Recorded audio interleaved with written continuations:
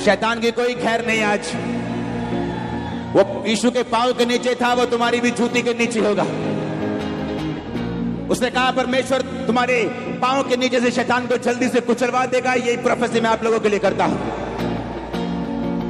शैतान को बेचारे लोग पसंद हैं, मालूम है कि नहीं? उसको वो लोग बहुत पसंद है जो हीन भावना में रहते हैं।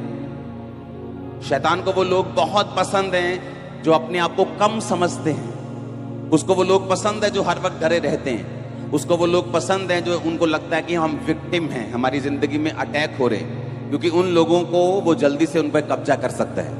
उसको गरम लोग पसंद नहीं। You are fearfully and wonderfully made. मालूम है कि नहीं? तुम अद्भुत और भयानक रीति से रचे गए हो।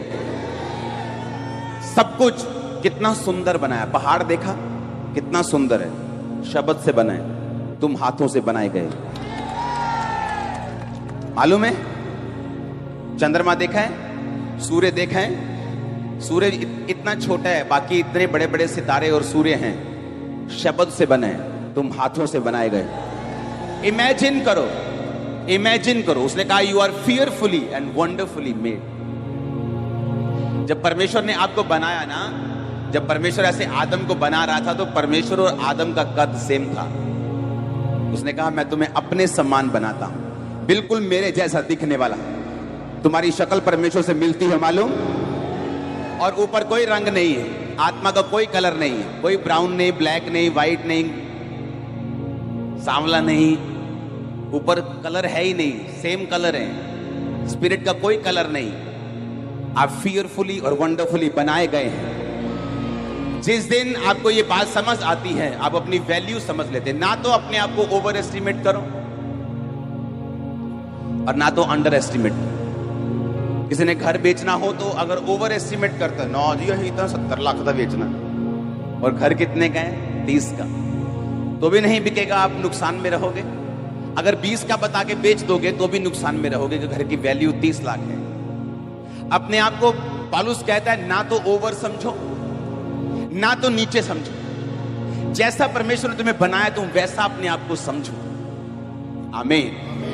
हीन भावना वाले लोग परमेश्वर यूज नहीं करता, मालूम है?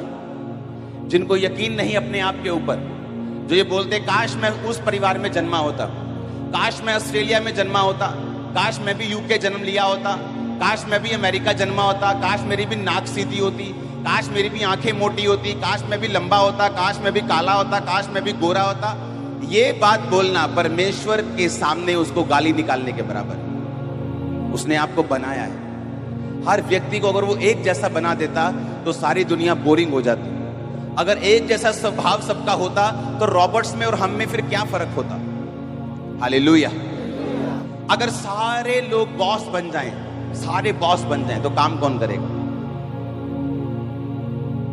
जो सफाई कर्मचारी, आप सफाई नहीं कर सकते कई बार।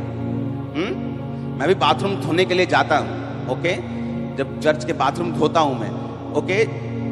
मैं जानता हूं मुश्किल जॉब है ये, सब लोग नहीं कर सकते, लेकिन कुछ कर सकते हैं। अगर सब नहीं कर सकते तो सबके घर में गंद पड़ा रहता। आप मेरी बात समझ रहे कि नहीं? परमेश्वर ने बैलेंस दिया है हमें। कोई कुछ कर सकता है और कोई कुछ कर सकता है। सारे एम्प्लॉय होंगे तो बॉस कौन होगा? हालेलुया।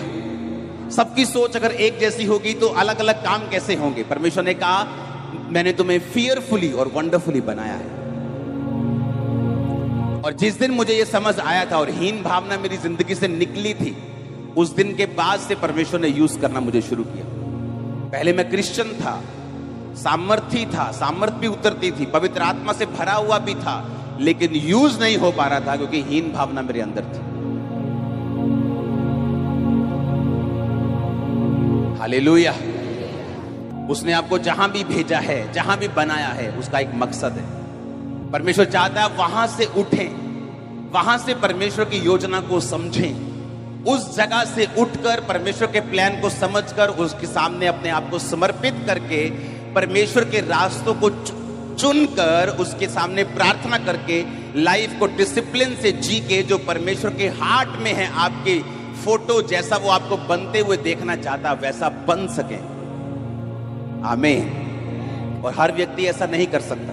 दूसरा तीमुथियुस 2 उसकी 20 से 25 आयत, उसमें लिखा है, बड़े घर में ना केवल सोने और चांदी के पर काठ मिट्टी के बर्तन भी होते हैं, कोई कोई आदर और कोई कोई निरादर के लिए। यदि कोई अपने आप को इनसे शुद्ध करेगा तो आदर का बर्तन और पवित्र ठहरेगा और अपने स्वामी के काम आएगा और हर एक भले काम के लिए तैयार होगा। जवानी की अभिलाषाओं से भाग और जो शुद्ध मन से प्रभु का नाम लेते हैं उनके साथ धर्म, विश्वास और प्रेम और मेल मिलाप का पीछा कर। मूर्खता और अविद्या के विवादों से अलग रह, क्योंकि तू जानता है इनसे झगड़े उत्पन्न होते हैं। आमीन। फिर से पढ़ेंगे उस आयत को, 20 आयत को। बड़े घर में ना केवल सोने और चांदी पर काठ और मिट्टी के बर्तन भी होते हैं। आपके घर में एक बर्तन है जो आपकी मम्मी ने संभाल के रखा हुआ है कि गेस्ट आएंगे तो पिलाएंगे। वो कटलरी का महंगे महंगे वाला सेट, जब तुम मांगते हो चाहे तो टूटे कप में मिलती है लेकिन जब गेस्ट आते हैं तो उनके लिए स्पेशल रखा होता है। आगे ना, परमेश्वर ने कहा बड़े घर में सोने और चांदी के पर काठ और मिट्टी के बर्तन भी होते हैं। एक वो कप है जो आपकी मम्मी ने आपके गेस्ट के लिए रखा हुआ है, और एक वो बर्तन है जहां वो कूड़ा रखती है दोनों बर्तन। एक वो बर्तन है जहां सब कूड़ा जमा होता है, एक वो बर्तन है जहां कूड़ा जमा करके हम उसे फेंक के आते हैं। वो भी बर्तन है, वो भी घर का ही है, वो भी आप ही के घर का है, और वो भी एक बर्तन है जो आपकी मम्मी ने स्पेशल रखा हुआ है। परमेश्वर ने कहा जो कोई अपने आप को इनसे शुद्ध करेगा, किन से? व्यभिचार से। किन से? लड़ाई से, झगड़े से, निंदा से, चुगली से, फेक मिनिस्ट्री से, फेक चीजों से, गलत कमाई से अपने आप को शुद्ध रखेगा, वो आदर का बर्तन ठहरेगा और मालिक के पीने के काम आएगा। लेकिन जो कोई अपने आप को इनसे शुद्ध नहीं करेगा वो निरादर का बर्तन कहलाएगा, होगा मेरे घर का ही लेकिन कूड़ेदान में होगा, कूड़े डालने वाला बर्तन होगा, गंदे कूड़े को रखने वाला बर्तन होगा। हालेलुया। हमने क्रिश्चियंस की हालत देखी है जो परमेश्वर में नहीं चलते, उनकी हालत अन्य जातियों से भी बुरी है। मालूम है कि नहीं? अन्य जातियों से भी बुरी हालत है उनकी, क्योंकि परमेश्वर ने कहा अगर आप अपने आप को शुद्ध नहीं करेंगे तो निरादर के बर्तन ठहरेंगे। अगर परमेश्वर हमें आदर देने का वायदा करता है कि याकूब का परमेश्वर तेरी इज्जत को बढ़ाएगा, तो हमें यह भी मालूम होना चाहिए कि शैतान हमें निरादर देना चाहता है, और वो अपने आप प्रवेश नहीं कर सकता जब तक वो आपको अपनी चीजों में आपको इंट्रोड्यूस ना करवाए, उस पाप को, उन चीजों को जो शैतान चाहता है कि हम अपनी डेली लाइफ में करें, ताकि वो हमारी लाइफ में एंटर करें और परमेश्वर का आदर नहीं बल्कि उसका निरादर हमारी लाइफ में। हालेलुया। आत्मिक औरतें अपने पति से इज्जत पाती हैं। अगर आज लड़ाई है क्योंकि आप मसीह में हैं, डोंट वरी, वो आपकी इज्जत करेगा एक दिन। आत्मिक लोग अपने घरों में, अपने देशों में, अपने, परमेश्वर ने कहा मेरे नाम के कारण लोग बैर करेंगे, तुम्हारा निरादर करेंगे, लेकिन वो हर टाइम नहीं होगा, ये नहीं कहा परमेश्वर। उसने कहा अगर जो कोई मेरी सेवा करेगा मेरा पिता उसका आदर करेगा। आमीन। अब पौलुस यहां पे तीमुथियुस को समझा रहे हैं। तीमुथियुस उसका स्पिरिचुअल सन था। अगर आप पौलुस की पत्रियों को ध्यान से पढ़ेंगे जो तीमुथियुस को उसने लिखी, तो उसने उसके कैरेक्टर पर जोर दिया है। तीमुथियुस के पास वरदान थे। बाइबल कहती है कि पौलुस ने कहा तीमुथियुस वो वरदान जो तेरे पास हैं, जो मेरे हाथ रखने के द्वारा, प्राचीनों के हाथ रखने के द्वारा तुझे मिला था, उस पर अपना ध्यान लगाए रहे। वो वरदानों से भरा हुआ था वो, लेकिन पौलुस पूरी पत्री में उसको अपना कैरेक्टर सीधा करने की और अपने कैरेक्टर में रहने की और इन चीजों से शुद्ध रहने की और परमेश्वर के वचन में चलने की हिदायत देता है, क्योंकि पौलुस जानता है कि गिफ्ट्स आपकी तरक्की के लिए हैं, लेकिन कैरेक्टर आपके लंबे जरने के लिए, बने रहने के लिए है। मैंने लोगों को देखा है सेवकाई खड़े करते हुए, लाखों लोगों में प्रचार करते हुए, कैरेक्टर मेंटेन ना करते हुए और फिर टाइम से पहले उड़ते हुए। आशीष को पाकर उसको गवा देना अच्छा है, आप आशीष ना पाएं और पहले उसे संभालना सीखें। और बाइबल कहती है कि पौलुस तीमुथियुस को यही बात बताता रहा कि जो बातें मैं तुम्हें बता रहा हूं वो सारी कैरेक्टर के रिलेटेड थी। आप मुझे अपना चरित्र बताओ, मैं आपको आपकी प्रोफेसी बताऊंगा। आपका चरित्र आपकी लाइफ की सबसे बड़ी प्रोफेसी है। हालेलुया। आप जानते हैं नए नियम में, अगर आप ध्यान से नया नियम पढ़ेंगे पूरा, तो नए नियम में प्रोफेटिक रोल खत्म हो चुका जो पहले पुराने नियम में था। मालूम है आपको? अब लोग प्रोफेसी से नहीं चलते, ये बाबाओं वाला काम है जो लोग कर रहे हैं। अब हम आत्मा की अगुवाई से चलते हैं, ना कि प्रोफेटिक वर्ड से। पुराने टाइम में यहोवा का आत्मा उतरता था, बताता कि अब यहोवा ये परमेश्वर यूं कहता है, अब तुम ये करो। अब सारा कुछ बाइबल में लिखा है और हमें आत्मा की अगुवाई से चलना है। आमीन। आप मेरी बात समझ रहे कि नहीं? प्रोफेटिक गिफ्ट अभी भी चर्च कलीसिया में काम करते हैं, लेकिन मैं आपको जो बात बताने की कोशिश कर रहा हूं उसे ध्यान से समझना। उसने कहा अब तुम आत्मा की अगुवाई से चलोगे, रोज अपना क्रूस उठा के मेरे पीछे चलोगे, क्योंकि जो परमेश्वर तुम्हें देना चाहता है वो आदर है। जो परमेश्वर तुम्हें देना चाहता है वो तुम्हें घर में आदर का बर्तन बनाना चाहता है, और शैतान तुम्हें निरादर का बर्तन बनाना चाहता है। और पौलुस ने तीमुथियुस को बार बार अपने कैरेक्टर को सीधा करने की सलाह दी। इसलिए मैंने कहा आप मुझे अपना चरित्र बताओ, मैं आपको आपकी प्रोफेटिक वर्ड दूंगा, क्योंकि आपका चरित्र आपकी सबसे बड़ी प्रोफेसी है। आपका कैरेक्टर आपकी सबसे बड़ी प्रोफेसी है। आमीन। अपने पड़ोसी को बोलो तेरा चरित्र तेरी प्रोफेसी है। आमीन। तेरा कैरेक्टर ही तेरी प्रोफेसी। बाइबल कहती याकूब ने अपने 12 पुत्रों को बुलाया और उनके पास के हिसाब से जो कुछ उन्होंने बीते काल में किया उसके हिसाब से उनको प्रोफेटिक वर्ड दिए। रूबेन को बोला कि तू मेरे पौरुष का पहला फल पहलोठा है, पर तू औरों से उत्तम नहीं ठहरेगा, क्योंकि तूने अपने बिस्तर को अशुद्ध किया और एक लड़की के साथ तूने कुकर्म किया, इसलिए तू औरों से उत्तम नहीं ठहरेगा। पहलोठे को हमेशा दुगना मिलता था। अगर 10 बेटे हैं, हाँ, और प्रॉपर्टी के अगर 10 हिस्से होने हैं तो 10 नहीं होते थे, कितने होते थे? 11 हिस्से होते थे। 2 हिस्से पहले बेटे को मिलते थे और बाकी एक एक हिस्सा बाकी बच्चों को, लड़कियों को, लड़का जो भी हो उसको मिलते थे। आप समझ रहे कि नहीं? पर बाइबल कहती है रूबेन को वो नहीं मिला जिसका वो हकदार था। कारण ये था कि वो पाप में फंस गया था, और उसने कहा तू औरों से उत्तम नहीं होगा, क्योंकि तूने उस बिस्तर को अशुद्ध किया। उसका चरित्र ही उसके लिए क्या बन गया? प्रोफेटिक वर्ड बन गया।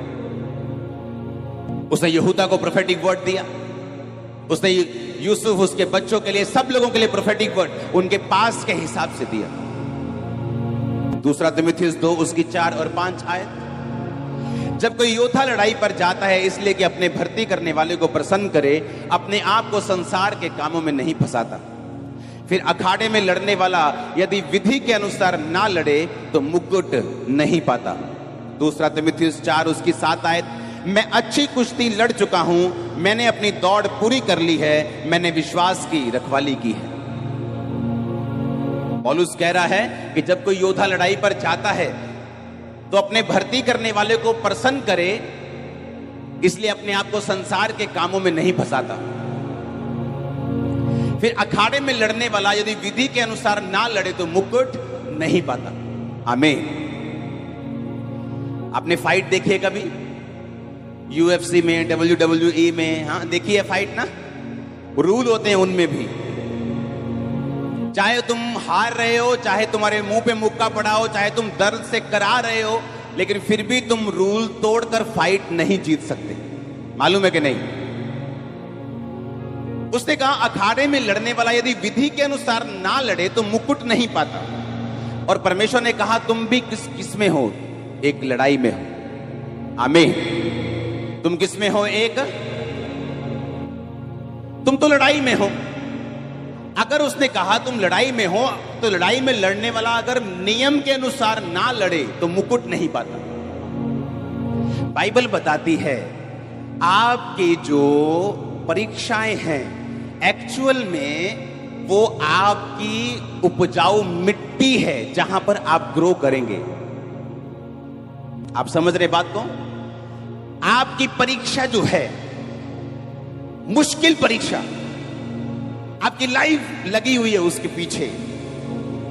अगर वो चीज ना हो तो आपकी लाइफ बर्बाद हो जाएगी, आपको ऐसा लगता है। बड़ी परीक्षा, आपकी जॉब लाइन पे लगी क्योंकि आप परमेश्वर में आ चुके हैं, आपके रिश्तेदार आपको तंग कर रहे हैं, एक परीक्षा आपकी लाइफ में है। एक्चुअल में उस परीक्षा को परमेश्वर यूज करना चाहता है आपको ब्लेस करने के लिए। अब ध्यान से समझ, 25 आयत को पढ़ेंगे, 20 से 25 आयत। पौलुस ने कहा, तो विरोधियों को नम्रता से समझाए, क्या जाने परमेश्वर उन्हें मन फिराव का मन दे कि वो भी सत्य को पहचान सके। सुनो मेरी बात, विरोधियों को कैसे समझाना है? नम्रता से, कि डंडे से, कि मेरे पास भी लाखों लोग हैं, कि इससे, कि धमकी से। सुनो मेरी बात, आप एक व्यक्ति को पहचान सकते हैं कि वो आत्मिक है या शारीरिक है अगर आप में परमेश्वर का वचन हो तो। जब आपका विरोध होता है, एक्चुअल में आपका विरोध इसलिए होता है कि जहां आपका प्रचार ना जा सके वहां उनका कुप्रचार चला जाता है, और एंड में सब कुछ भला ही होता है, क्योंकि या ऐसे सुनते वो यीशु मसीह के बारे ही। आप मेरी बात समझ रहे कि नहीं? अब हुआ क्या, अगर मैं स्पिरिचुअल हूं, अगर मुझे मालूम है कि ये विरोध है, तो मुझे ये मालूम होना चाहिए कि ये मेरी बरकत के लिए और मेरी ब्लेसिंग के लिए है। और पौलुस ने कहा अपने विरोधियों को नम्रता से समझाना, उनको इंटरनेट पे आके धमकियां मत देना कि मैं तेरा बाप हूं, मैं तेरा नाना हूं, मैं तेरा दादा। इससे से आप पहचान जाते हैं कि ये व्यक्ति आत्मिक है कि नहीं, कि ढोंग कर रहा है आत्मिक होने। आप समझ रहे मेरी बात के नहीं? उसने कहा विरोधियों को कैसे समझाना? नम्रता से, क्या जाने परमेश्वर उन्हें मन फिराव का मन दे। सुनो मेरी बात, अब जो विरोधी हैं, जो आपका विरोध है, जो शैतान आपके पीछे लगा है या लोग आपके पीछे लगे, वो आपके लिए उपजाऊ मिट्टी के समान है। पर जहां पर आपने वचन तोड़ दिया और आप भी विरोध में लग गए, वो मिट्टी नहीं फिर रह गई, उसमें आपने मिलावट कर दी। फिर वो आपने जो किया ना, वो आपको ऊंचा नहीं करेगा, नीचा कर देगा, आपकी वैल्यू को डाउन कर देगा, आपके सिस्टम को डाउन कर देगा, आपकी महिमा नहीं होगी, क्योंकि आपने वर्ड जो है वो तोड़ दिया। इसलिए मैं कहता हूं गिफ्ट जरूरी है, पर अगर वचन ना हुआ तो मरोगे। तो सुबह की मीटिंग में लोग थे यहां पे, बंद करनी पड़ी टेस्टिमनीज। इतनी लाइन में लंगड़े, अंधे, गूंगे, क्या मेरे को याद तक नहीं, सच बता रहा हूं। आप मेरी बात समझ रहे कि नहीं? लेकिन अगर वचन नहीं होगा तो जब परीक्षाएं आएंगी, आपको यह मालूम नहीं होगा कि मुझे रिएक्ट कैसे करना है, मुझे इस पे क्या रिएक्ट करना चाहिए। और रॉन्ग रिएक्शन आपको उल्टा पड़ सकता है, क्योंकि जहां आप परमेश्वर का वचन तोड़ देंगे वहां परमेश्वर आपके साथ फिर नहीं होगा, और वो परीक्षा फिर आपको ऊपर नहीं लेके जाएगी। कहां लेके जाएगी? नीचे। वो आपकी महिमा नहीं करेगी, आपकी बेइज्जती करेगी। आपकी ग्लोरी नहीं होगी, बल्कि आपकी बेइज्जती होगी, क्योंकि आप भी उनके जैसे रिएक्ट कर रहे हैं। आपने भी दांत के बदले दांत कर दिए। उसने कहा अपने विरोधियों को नम्रता से समझाए, क्या जाने परमेश्वर उन्हें भी मन फिराव का मन दे दे। इमेजिन करो, ये वचन परमेश्वर ने, पौलुस ने तीमुथियुस को कहा था। इसका मतलब एक एक वचन जो परमेश्वर आपसे कहता है वो कितना जरूरी है बाइबल में। आमीन। चाहे वो प्रेयर करने का हो, वो डिसिप्लिन में रहने का हो, वो फास्टिंग करने का हो, वो बोने का हो, वो सेवा करने का हो, एक एक वचन के पीछे आपकी जबरदस्त ग्रोथ छुपी हुई, मैं आपको बता रहा हूं। एक वर्ड के पीछे, आप समझ रहे कि नहीं? एक वचन के पीछे आपकी ग्रोथ छुपी है। अगर आप समझ जाएं कि इस वचन को परमेश्वर मुझे पूरा करने के लिए क्यों कह रहा है, हाथों को उठा के हालेलुया बोलो जोर से, फिर से बोलो 7 बार 3 बार जोर से हालेलुया।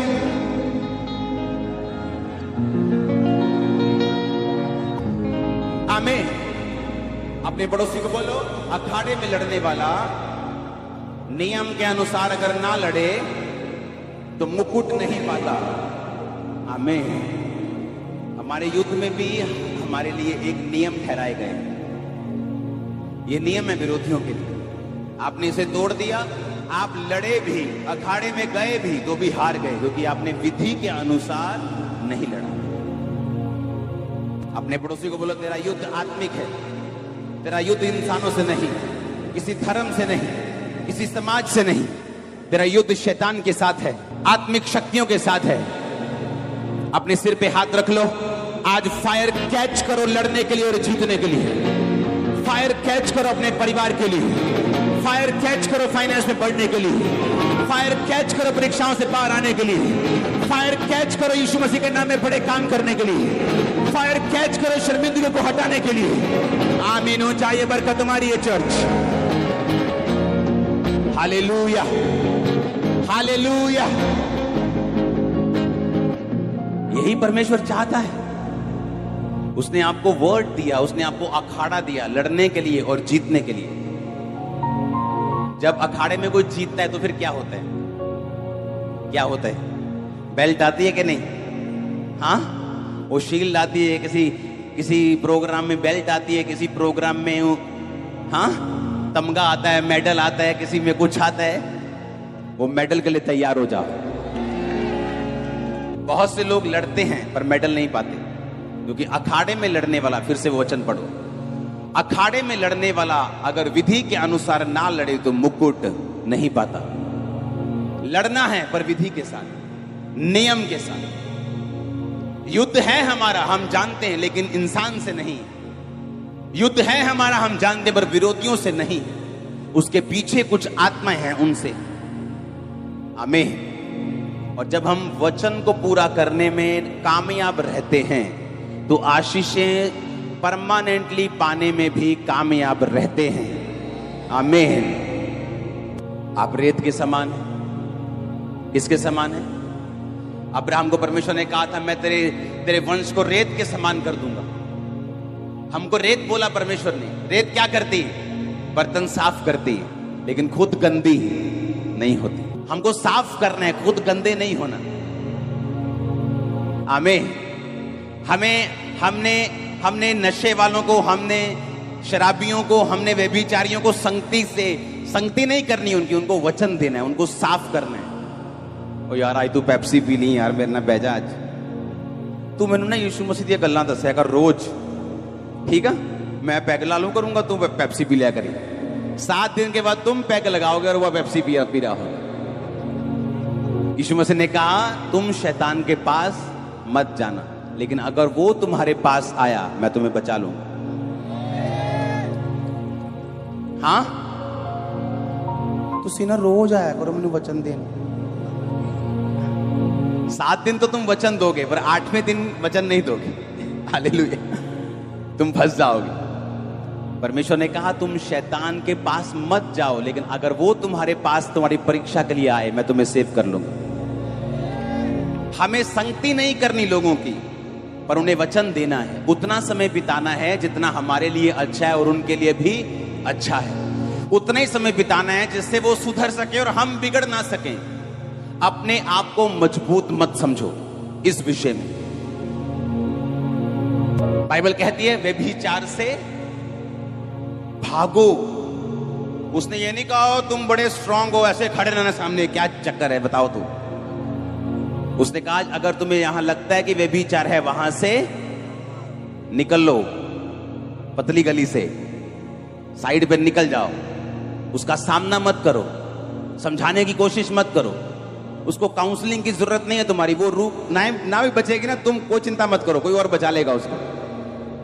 हाँ, कोई बचा लेगा उसको, चिंता मत करो। तुम्हारी नानी बचने वाली पड़ी है। हाँ हाँ, भाई कितने हैं तू? पापा ही मैं बस एक भैन नू छड्डन जा रहे हैं। ते भैन कितने साल दी? भैन 20 साल दी। अच्छा, चर्च में और भी बूढ़े लोग थे, तुम उनको तो छोड़ने घर नहीं जाते, लेकिन ये बहन जी तुम्हें कैसे मिल जाती है जवान वाली? व्यभिचार से भागना है, भागना है, भाग जाओ कहता।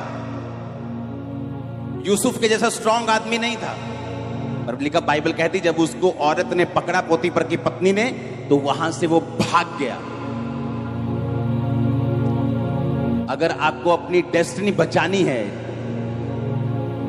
जो बुलाहट, जो सुंदरता परमेश्वर ने आपके लिए रखी, अगर बचानी है उसको, भाग जाओ इन चीजों से। उसने कहा अखाड़े में लड़ोगे, विधि के अनुसार नहीं लड़ोगे तो मुकुट नहीं पाओगे। तुम अखाड़े में हो भी, तुम लड़ भी रहे हो, लेकिन फिर भी अगर मुकुट ना पाओगे तो उससे बुरी बात और क्या हो सकती कि मुक्के भी खाए, आंख भी सुजा ली, होंठ भी सुजा लिए, दांत भी निकलवा लिए और फिर भी मुकुट नहीं मिला। यही हाल क्रिश्चियन लोगों का है। चर्च भी चले गए, टाइट भी दे दिया, प्रार्थना भी कर ली, गर्लफ्रेंड भी बना ली, मुक्के भी खा लिए शैतान से और बना भी कुछ नहीं। आप सीरियस नहीं। गोलगप्पे भी खाई गए, गोलगप्पे वाली दवाई भी खाई गई। गले को अब मालूम नहीं कि दवाई की सुनूं कि गोलगप्पे की सुनूं, कि खाऊं खाऊं करूं कि चुप हो जाऊं। कि 2 मिनट में तो बोलता है कि दवाई खा के चुप हो जाओ और 2 मिनट में फिर पानी पीता है और फिर कहता है खाऊं खाऊं कर। आप मेरी बात समझ रहे कि नहीं? अब आपको ये समझना है, पहले तो गोलगप्पे अच्छे वाले खाने हैं, हालेलुया, ताकि खाऊं खाऊं ना करो तुम। आप समझ रहे कि नहीं? कि आ तो गए अखाड़े में तो अच्छी तरह